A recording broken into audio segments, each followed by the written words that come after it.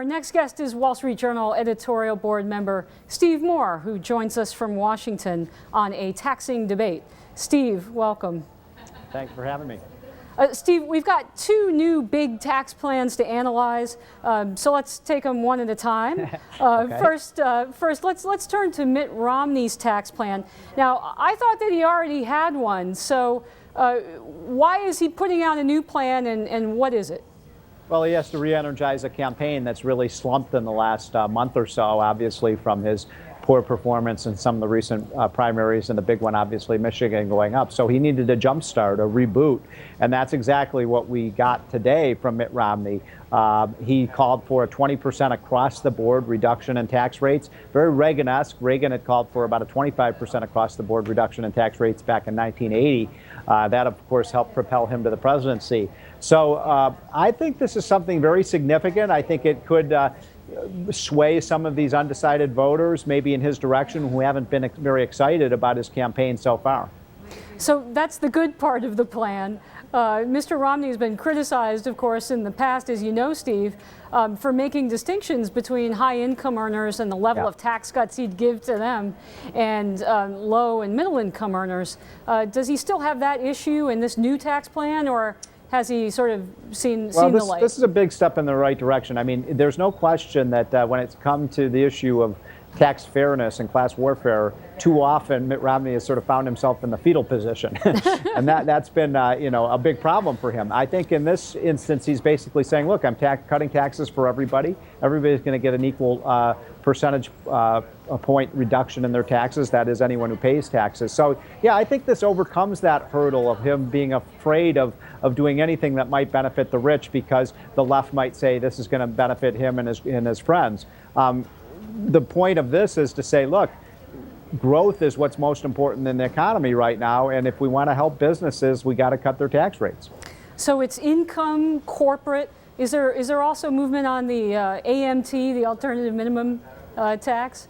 This plan didn't have much to do with the AMT, but you raise a good point that he also wants to reduce the corporate tax rate to 25%, which would be, I think, a huge improvement. We have virtually the highest corporate tax rate in the world. He also, by the way, wants to take away some of the deductions from high-income individuals, which I think is fine. If you're going to cut their rates, get rid of the deductions for the big mansions that rich people might buy, or for their health care plans, or for state and local deductions. I think that's a good economically positive trade-off. Broaden the tax base, lower the rates. It makes the whole system more efficient. We're talking to Steve Moore of the Wall Street Journal editorial board. Okay, Steve, time to turn to the president's plan that he came out with today.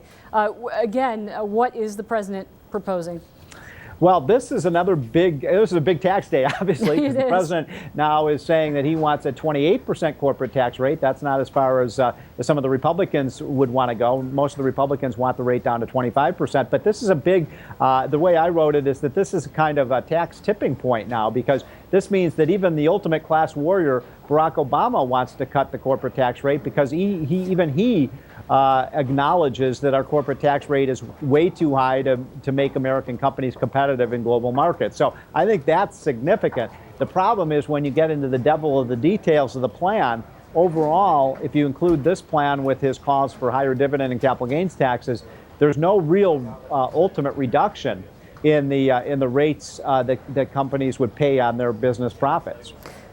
A little wrinkle that everyone should probably be aware of. Right, little problem there. And there's problem. Another problem is he creates kind of winners and losers in this plan. He has certain rates for manufacturers, higher rates for the oil and gas companies, and companies that do business overseas. So there's a lot of inequities in this tax plan. If you're going to reform the tax system, you want to create a level playing field. In some ways, this creates an unlevel playing field. The businesses that he likes get a lower rate. The businesses that he doesn't like oil and gas, pay higher rates. Well, that sounds a lot like Rick Santorum with his tax cuts for manufacturing. Steve, I wanted you to drill just a little deeper on how the president proposes to quote-unquote pay for these tax cuts, although, of course, as we know, when you cut taxes, that helps the economy grow. It has a dynamic effect. They sort of pay for themselves. Does the president proposing an additional tax, a kind of a global tax on American business here? Can you talk to us a little bit about that? That's right, and some of the specifics of this plan are still very murky. They just put out a 20-page summary, so we don't know all the details yet. But you're right; they do have what he calls a global, called an alternative minimum tax, so that companies that do business abroad would have to pay a higher tax rate on their earnings. This is a big problem because what it means is that American companies doing business abroad would actually pay a higher tax rate than foreign companies doing business in the United States. It's kind of a mercantilistic view of the global economy. I think that kind of global corporate alternative minimum tax actually will put American companies doing business abroad at a disadvantage against German companies or French companies or Swiss or Chinese companies. So I don't think that that's a job creator. I think that plan is a job destroyer. He hopes that this will prevent outsourcing of jobs. What it probably will do is mean more American companies will get bought up by foreign companies, inoculating themselves from the U.S. corporate tax rate altogether. Or they'll simply just move to Hong Kong or Singapore and take the operations just fully overseas anyway. Well, that leads to the next question, Steve, which is about the politics of these plans. You said that Mitt Romney needed to jumpstart his campaign. What is President Obama trying to achieve with his plan? Well, it's pretty clear that what President Obama is trying to do is say, look, I'm a tax cutter too. I believe in efficiency. I believe in tax reform. I like the heart of the idea. I mean, I think that it's a really good thing that he's talking about lowering tax rates. Now everybody's aboard that agenda. It's just that he, as I said, he cuts tax rates for some companies and increases them for others. And what he doesn't understand is if you cut the corporate tax rate, but on the individual side, raise the tax rate on capital gains income and dividend income, the overall effect of cutting the business tax is neutered by those policies. In fact, I did the calculations. Actually, the tax on dividends, even with this corporate tax cut, would be higher than it is today. What sense does that make? That makes absolutely no sense. Steve, we've only got about 30 seconds left. Very briefly, are estate taxes mentioned in either one of these plans? Did you say state taxes? Estate. The estate taxes. Yeah.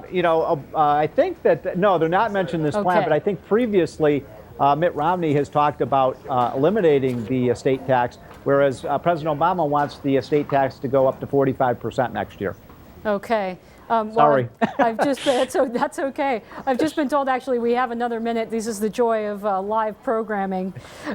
So Steve, very briefly, because we have the GOP debate tonight, do you think that it's not just Mr. Romney's tax plans that are going to be scrutinized, but does Mr. Santorum and Mr. Gingrich also have plans that are worthy of more scrutiny?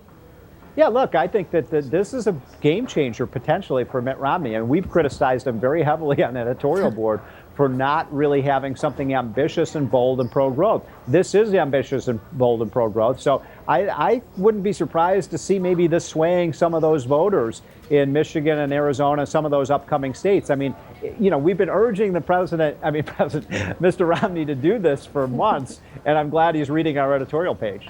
Terrific. Steve Moore, the Wall Street Journal editorial board, thank you very much.